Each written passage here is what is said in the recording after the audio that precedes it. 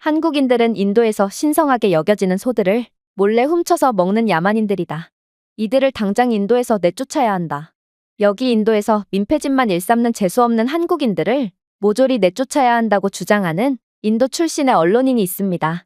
그런데 그녀는 우연히 오게 된 한국에서 충격적인 장면을 목격하고 선체로 굳어버리고 말았다고 하는데요. 그렇다면 그녀가 한국에서 대체 어떤 경험을 했던 것일까요? 안녕하세요. 저는 인도 출신의 슈리아라고 합니다. 저는 현재 인도 공영방송사에서 수석 기자로 일하고 있고 기자로서의 사명감을 가지며 열심히 일해왔는데요. 그런데 최근에는 이러한 제 인생관을 송두리째로 흔들어 놓는 사건이 발생하게 되었습니다. 그건 바로 한국의 삼성 공장에서 근무하는 인도 노동자들이 차별을 당하는 사건이었는데 결국 인도 노동자들은 자신들의 권리를 지키기 위해 파업을 시작했다고 했죠. 사실 저는 이번 사건에 대해 다른 인도인들보다도 훨씬 분노했습니다. 왜냐하면 저는 안 그래도 한국에 대해 그다지 좋은 감정을 갖고 있지 않았거든요. 그리고 그건 바로 중국인 친구 라냔 때문이었습니다. 라냔은 제 사립학교 친구였고 지금까지도 우정을 유지하고 있는 친구인데요. 사실 인도와 중국은 꽤나 사이가 안 좋지만 어느 나라에서나 그렇듯 중국인들은 인도에도 상당히 많이 존재하기에 저는 자연스레 중국인들과 교류하게 되었죠. 그리고 여느 중국인들처럼 라냔은 한국에 대한 엄청난 열등감을 느끼고 있었고 어렸을 때부터 한국에 대한 안 좋은 소식들만을 퍼날랐기에 그녀와 친했던 저는 그러한 한국 비하의 최전선에 서 있을 수밖에 없었습니다. 라냔은 한국은 매우 차별적인 국가고 실제로는 인도보다도 못 사는 가난한 국가인데 자꾸만 잘 사는 척 선진국 행세를 하는 게 아니 꼽다며 한국은 빈부격차가 몹시 심해서 대부분의 한국인들은 인도 빈민가의 불황자들보다 훨씬 더 못 사는 처참한 삶을 살고 있다고 말해왔죠. 그러면서 한국은 지속적으로 중국의 문화를 도둑질해왔고 뻔뻔하게도 그런 도둑질한 문화인 K-팝이나 한국 드라마를 바탕으로 유명세를 치르고 있다며 전 세계인들은 반드시 한국의 실체를 알아야 한다고 목에 핏대를 세우고 주장했습니다. 처음에 저는 그저 라냔이 감정에 지배돼서 아무 말이나 해대는 줄 알았습니다. 그러나 그녀와 함께한 시간이 몇 년이나 되자 저도 자연스레 그러한 라냔의 주장에 세뇌당해버렸죠. 그래서 처음에 한국의 인도 노동자들에 대한 차별 소식을 접했을 때 저는 올 게 왔구나 싶은 생각이 들었습니다. 역시나 한국이 한 건 했구나 싶었던 거죠. 그리고 중국인 친구 라냔은 이때다 싶었는지 제게 연락을 취해오더라고요. 라냔은 제게 한국인 관리자들이 인도 노동자들에게 무슨 짓을 했는지 아냐며 대부분이 힌두교도인 인도 노동자들에게 소고기를 먹이려고 했다는 충격적인 정보를 건네왔는데요. 사실 인도 사람들은 소고기를 거의 먹지 않지만 공급은 넘쳐나서 소고기가 꽤나 저렴한데요. 그런데 라냔은 한국인들이 노동자들에 대한 식비를 아끼기 위해 자신들이 먹다 남긴 저렴한 소고기를 배식하고 있다며 심지어 이들은 인도 노동자들 중 대부분이 소를 신성시 여기는 힌두교도인 것을 알고도 그런 끔찍한 행위를 일삼았다는 충격적인 정보를 건네왔습니다. 하지만 더 경악스러웠던 점은 따로 있었습니다. 인도 길거리에는 주인 없는 소가 아무렇지 않게 돌아다니는 경우가 흔한데 한국인들은 이러한 주인 없는 소를 몰래 잡아다가 도축해서 먹는 경우도 상당히 많았다고 했기 때문인데요.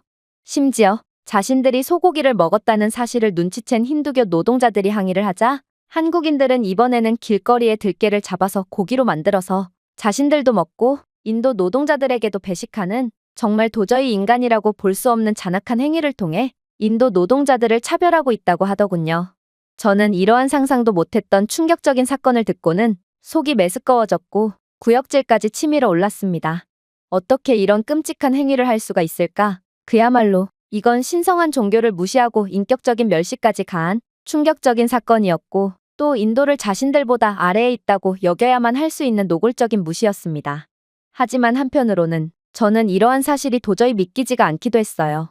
아무리 한국이라고 해도 그렇지 정말로 이런 인간이길 포기한 행동을 할까 싶었거든요. 그러나 그 즈음에 한국에 대한 상상을 초월하는 기사들이 앞다투어 보도되기 시작했습니다. 그건 바로 인도에서 흔히 볼 수 있는 이러한 소와 들깨들의 숫자가 눈에 띄게 줄어들고 있다는 보도였고 웬 동아시아인들의 무리가 소와 들개들을 어디론가로 몰래 잡아가는 장면이 포착되었다며 영상까지 제공되었거든요. 이러한 영상을 보게 된 이상 저는 중국인 라냔이 말했던 것들이 전부 사실임을 인지하게 됐고 한국인들에 대한 참을 수 없는 분노를 느끼게 되었습니다. 그런데 뭔가 이상했어요. 들개들과 소들이 집단적으로 사라진 곳들은 하나같이 중국 기업의 공장단지 주변이었으며 영상 속의 동아시아인들은 중국 국기가 그려진 티셔츠를 입고 있는 경우도 있었거든요. 한국 기업의 공장단지는 그곳에서 멀리 떨어져 있었다는 것을 고려할 때 신성한 소를 잡아간 사람들은 한국인이 아닌 오히려 중국인들인 듯 보였습니다. 하지만 나냐는 이러한 제 의심에 발작을 하더군요. 뭐? 중국인들은 절대로 개를 잡아먹지 않아. 개를 잡아먹는 사람들은 전 세계에서 한국인들이 유일하지. 또한 한국은 중국의 속국과 다름없고 속국 출신의 한국인들은 중국인들을 존경하고 있으니 이들이 중국 국기가 그려진 티셔츠를 입는 것도 그리 이상할 것이 없지. 결정적으로 최근 들어 한국인들이 인도 길거리에 소들을 이유 없이 발로 찬다거나 하며 괴롭히는 장면들이 자주 포착되었다고 해. 이런 형편없는 시민의식을 가진 게 바로 한국인들이니 들개들과 길거리 소를 잡아먹는 사람들은 당연히 한국인들이라고 볼 수 있어. 중국인들은 동물을 소중히 여기는 착한 사람들이고 돈을 준다고 해도 저런 잔악한 짓만은 절대로 할 수 없는 교양 있는 사람들이라고. 그녀의 맹렬한 반응에 저는 더 이상은 말을 이어갈 수 없었지만 아무튼 제가 아무리 한국을 별로 좋아하지 않는다고 해도 이건 납득이 힘든 상황이었습니다. 그런데 최근에는 이러한 의문점을 해결할 수 있는 좋은 기회가 생기게 되었어요. 그건 바로 한국에서 인터뷰를 진행할 기회가 생겼기 때문인데요. 방송사에서는 제게 직접 한국으로 가서 삼성 공장에 찾아가 인도 노동자들에 대한 차별을 항의하는 인터뷰를 촬영해오고 또 한국의 차별적인 면모를 강조하는 영상들을 포착해오라고 지시했거든요. 아무래도 현재 인도인들의 한국에 대한 여론은 상당히 좋지 못한 상태고 방송사는 이러한 인도의 여론을 의식해서 한국에 대한 비난 방송을 보도하려는 듯 보였습니다. 저는 이건 좋은 기회라고 생각했어요. 저는 중국인 친구 라냔 때문에 한국을 차별의 국가이자 얍삽한 재수없는 국가라고 생각하게 되었기에 한국에 대한 나쁜 점을 보도하는 것은 꽤나 신나는 일이 될 거라고 생각했고 또 이번 기회로 인도의 들개와 소들에게 끔찍한 행위를 저지른 사람들이 정말 한국인들이 맞는지에 대한 검증도 할 수 있었거든요. 그렇게 저는 꼭 한국에 대한 실체를 밝히겠다는 굳은 각오로 한국행 비행기에 몸을 실었습니다. 그런데 저는 한국에 도착하자마자 경악을 금치 못하고 말았죠. 왜냐하면 저는 분명 차별적인 한국인들은 인도인인 저를 무시할 거라고 생각했고 또 가난한 한국은 공항이 형편없을 줄 알았는데 제가 직접 목격한 한국 공항은 그와는 반대의 모습을 자랑하고 있었거든요. 일단 한국인 공항 직원들은 제 인도 국적을 보고도 어떠한 차별도 없이 환대를 해주었고 또 인천공항은 제가 봤던 공항들 중에 가장 웅장하고 매우 질서정연한 공항이었는데요. 사실 인도공항은 아무리 새로 지은 공항이더라도 뭔가 어수선하고 혼잡할 뿐만 아니라 공항의 기술 인프라는 아직도 구식이기 때문에 입국 수속을 하는 데만 해도 엄청난 시간이 소요되곤 합니다. 그러나 한국은 최첨단 AI 수속 과정을 통해 3초 만에 끝나는 것도 모자라 친절함과 깔끔함까지 갖추고 있다니 이건 나냔이 말했던 것과는 완전히 다른 모습이었기에 저는 약간의 당혹스러움을 느낄 수밖에 없었죠. 그러나 저는 아직 모르고 있었습니다. 공항 밖에는 더욱 놀라운 것들이 기다리고 있다는 것을 말이죠. 사실 공항이야 외국인들이 그 나라에 왔을 때의 첫인상을 결정하므로 다른 못 사는 국가들도 공항만큼은 꽤나 신경 쓰는 경우가 많은데요. 라냔은 분명 한국은 선진국인 척하기 위해 목숨을 건 국가라고 했으니 저는 아무래도 공항 밖을 벗어난다면 한국의 후진적인 면모를 엿볼 수 있을 거라고 생각했어요. 하지만 그렇게 한국의 평범한 길거리를 걷게 되었을 때도 저는 여전히 깜짝 놀랄 장면만을 목격하게 됩니다. 왜냐하면 한국의 길거리는 인도와는 달라도 너무나도 달랐거든요. 길거리에는 쓰레기 하나 보이지 않았고 인도처럼 무질서가 보이거나 훼손되고 정비되지 않은 시설도 단 하나도 없었죠. 그야말로 한국의 평범한 길거리는 인도에서도 최고로 부유한 도시의 길거리보다 선진적이었고 이건 나냔의 말과는 완전히 상반되는 모습이었던 것입니다. 그런데 뭔가 이상했어요. 저는 분명 한국 길거리에서 청소를 하는 직원들을 단 한 명도 보지 못했는데 어떻게 이 정도의 깔끔함이 유지될 수가 있다는 말인가요? 하지만 이러한 제 의아함도 잠시 저는 이내 충격적인 장면을 목격하고 할 말을 잃고 말았습니다. 왜냐하면 한국인들은 하나같이 자신들이 발생시킨 쓰레기를 끝까지 손에 쥐고 다녔고 절대로 길가에 쓰레기를 무단 투기하지 않았기 때문인데요. 이건 정말 상상치도 못한 장면이었기에 저는 정말 화들짝 놀랄 수밖에 없었어요.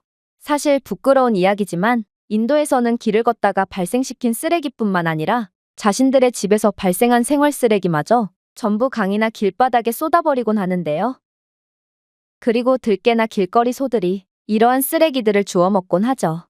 즉, 의문의 한국인들은 이러한 쓰레기를 먹은 동물들을 잡아먹은 것과 다름이 없다는 것입니다. 하지만 한국인들은 아예 길거리에 쓰레기 자체를 버리지 않는 매우 교양 있는 사람들인데 어떻게 이런 사람들이 들깨나 소들을 몰래 훔쳐다가 먹을 수가 있단 말인가요? 이건 도대체가 말이 안 되는 상황이었고 저는 뭔가 한국인들에 대한 오해가 있었을 수도 있겠다고 생각할 수밖에 없었습니다. 그런데 더 놀라웠던 점은 따로 있었어요. 그건 바로 한국의 길거리에서는 스마트 폐기물 관리 시스템을 사용하여 폐기물 수집 및 처리를 보다 효율적으로 처리하고 있었기 때문인데요. 한국 길거리에서 보이는 사물인터넷 기술을 통합한 공공쓰레기통은 폐기물 수준을 모니터링하고 수거 경로를 최적화하며 거리에 쓰레기가 없도록 하고 있었거든요.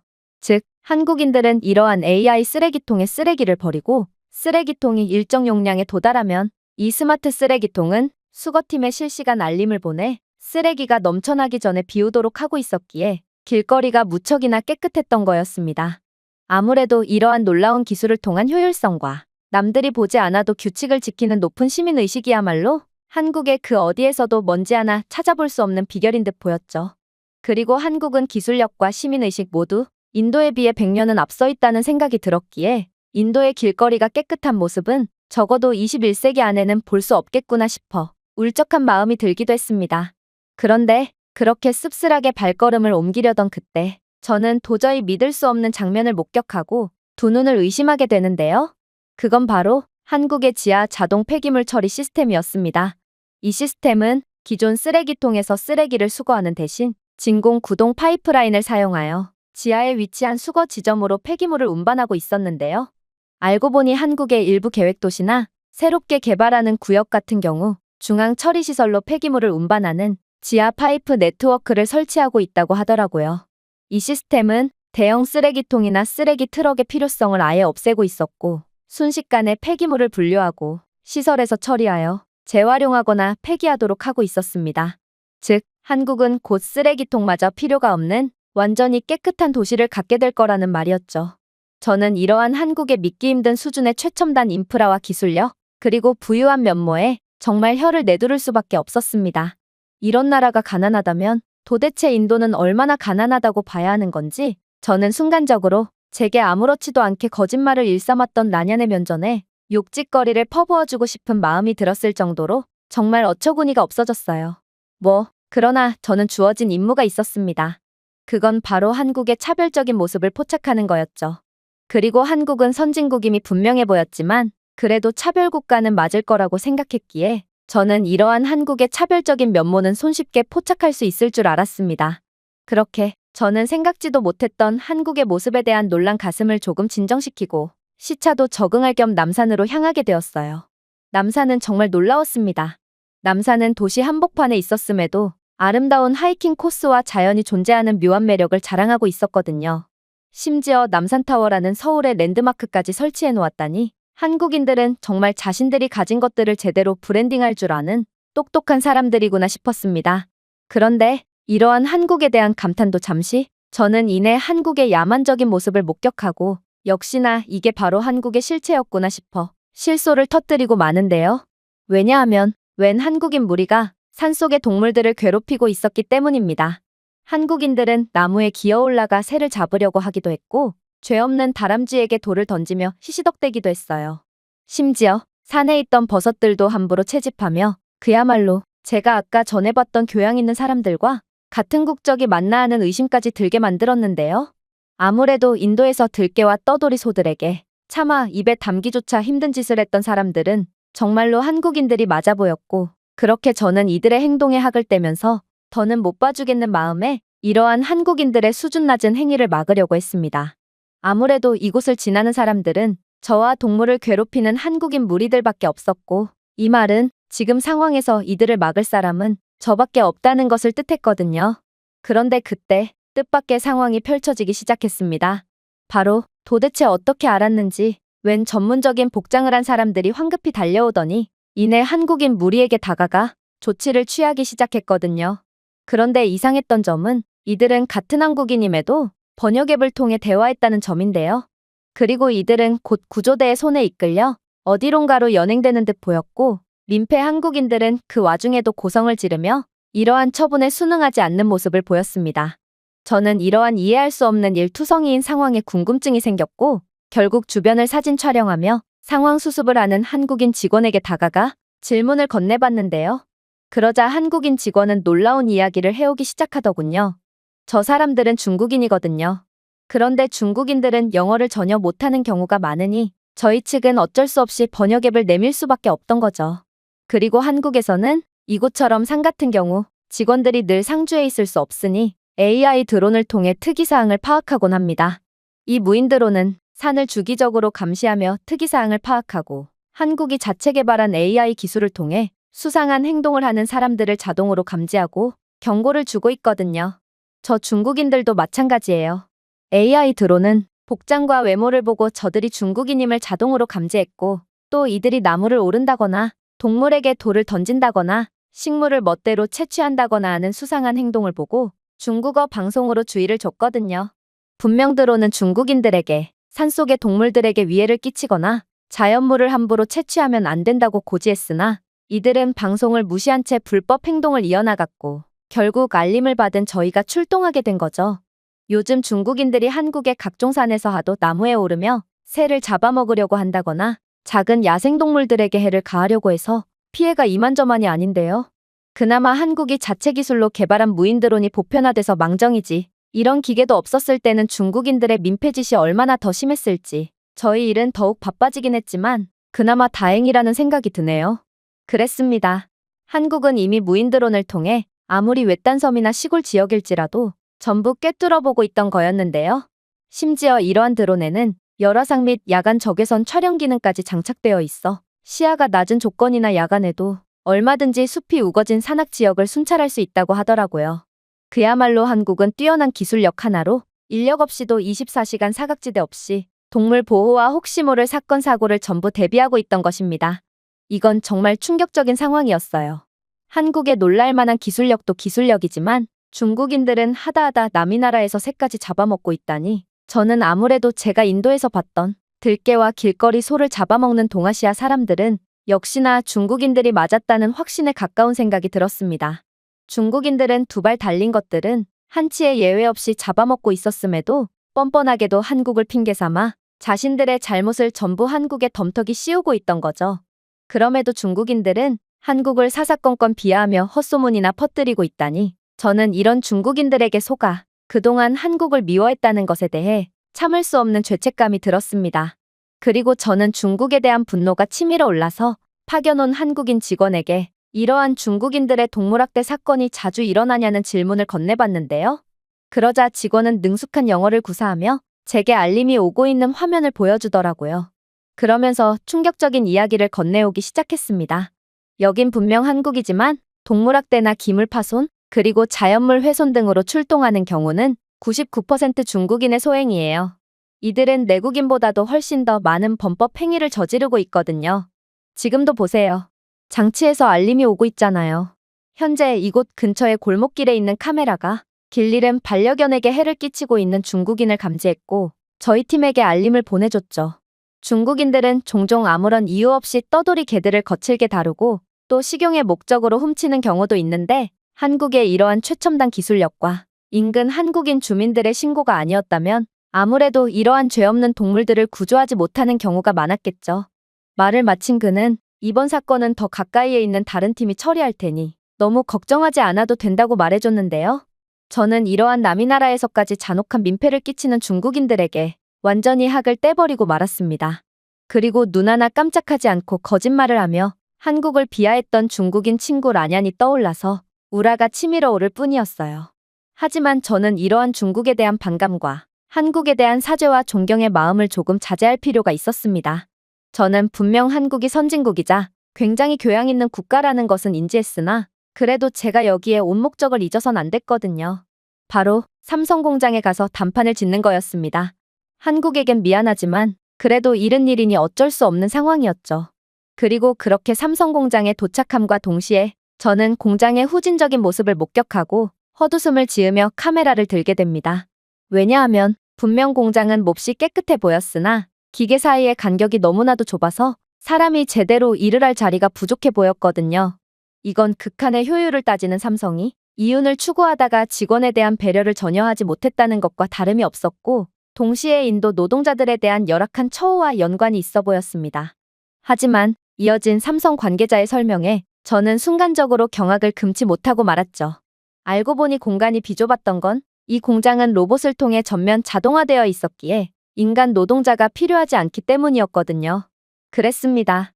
이곳은 비좁고 열악한 공장이 아니라 자동화, 로봇 공학, 인공지능이 원활하게 협력하여 생산을 주도하는 최첨단 스마트 공장이었던 것이죠.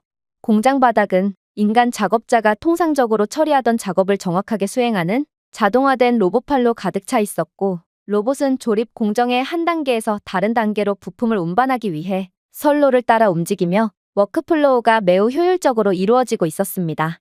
또한 한국은 노동자에 대한 열악한 근로 조건을 들이밀기는커녕 오히려 근로자에 대한 확실한 안정을 보장하고 있었는데요.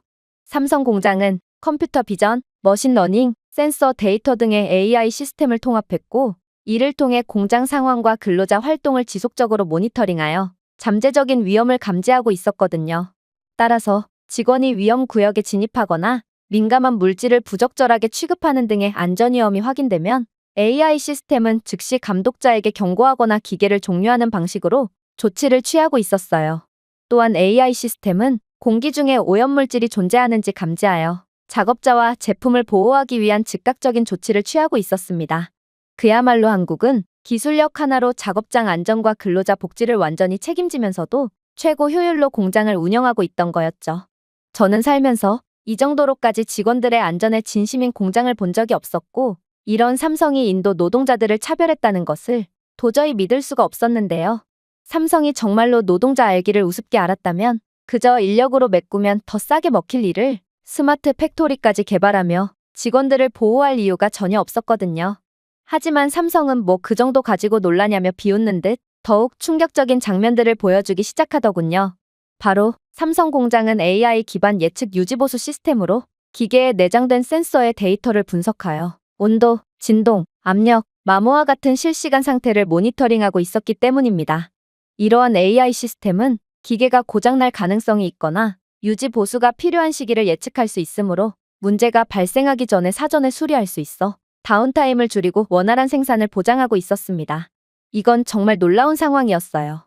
보통 공장의 기계는 고장과 손상을 피할 수가 없고, 이러한 예상치 못한 상황 때문에 병목 현상이 일어나 생산이 지연되는 건 모든 공장이 겪어야 되는 고초인데요. 그런데 한국은 놀라운 기술력으로 이러한 병목 현상을 사전에 방지하고 있었고, 생산을 전혀 멈추는 법 없이 최고 효율을 뽑아내고 있다니, 심지어 첨단 제조 환경에서 엄청난 비용이 발생할 수 있는 치명적인 장비 고장을 방지하고 있기까지 하다니, 이건 인도는 100년이 지나도 절대로 갖출 수 없는 최첨단의 공장 환경이었습니다.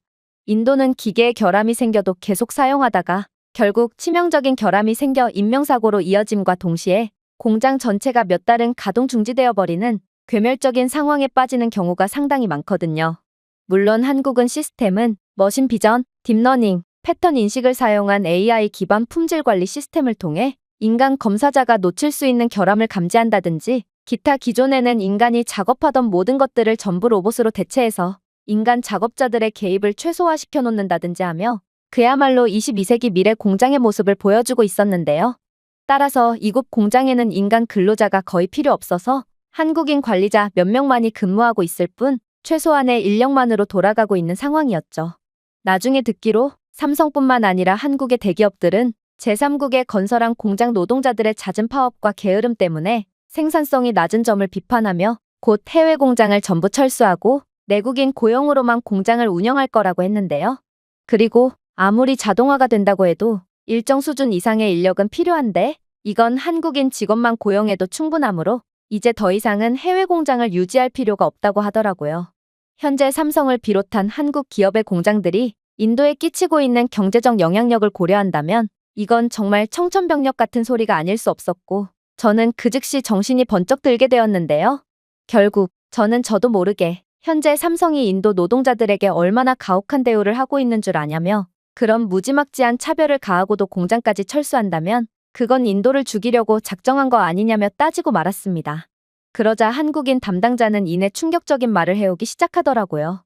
차별이요? 현재 삼성이 인도 노동자들에게 얼마나 후한 대우를 해주고 있는지나 알고 하는 말인가요? 한국은 인도 노동자들에게 월급 40만 원이라는 인도 평균 월급의 10배나 되는 임금을 지불하고 있다고요. 그럼에도 인도 노동자들은 그의 2배인 80만 원을 요구하는 말도 안 되는 억지를 부리고 있죠. 또 삼성은 인도에는 존재하지도 않는 에어컨 버스를 도입해 직원들의 통근을 책임지고 있고 인도에 있는 기업 중 가장 많은 유급 휴가와 복리후생을 보장했습니다. 즉, 우리는 삼성 공장 인도 노동자들을 차별하는 것이 아닌 오히려 이들에게 너무 후한 대우를 해주고 있는 나머지 다른 인도인들을 차별하는 것과 다름이 없다는 말입니다. 도대체 인도인들은 왜 이리 욕심이 많은 거죠? 도대체 어디까지 해줘야 만족을 한단 말인가요?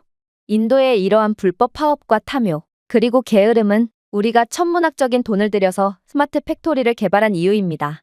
이제 삼성은 더 이상 제3국의 열악한 노동력 조건에 끌려다니지 않을 것이고 오직 한국인들만을 고용하며 생산성을 극대화할 것입니다. 그의 말을 듣고 저는 경악을 금치 못하고 말았습니다. 분명 중국인 나냔의 말로는 인도인들은 삼성 공장에서 최저임금도 못 받으며 매일같이 맞으면서 일한다고 들었는데 이건 그냥 인도 노동자들이 오냐오냐 해주니 황금알을 낳는 거위에 배를 갈라버린 꼴이었거든요. 결국 저는 거의 도망치듯 삼성 공장을 빠져나왔고 제가 맡은 임무 중 어느 하나도 달성해내지 못한 채 패잔병처럼 인도로 돌아오게 되었습니다. 저는 중국인에게 완전히 속았다는 점에도 분노했지만 인도인들의 탐욕에 대해서도 엄청난 현타를 느꼈는데요. 그리고 한국이라는 압도적인 나라를 경험한 이상 인도에서의 제 삶에마저도 현타를 느끼며 그야말로 인생의 목적을 잃은 채 허탈한 감정만을 느끼고 있는 상태입니다. 제가 준비해온 내용은 여기까지입니다. 끝까지 시청해주셔서 진심으로 감사드리며 여러분들의 구독과 좋아요, 알림 설정은 영상 제작에 큰 힘이 됩니다. 이상 세모튜브였습니다.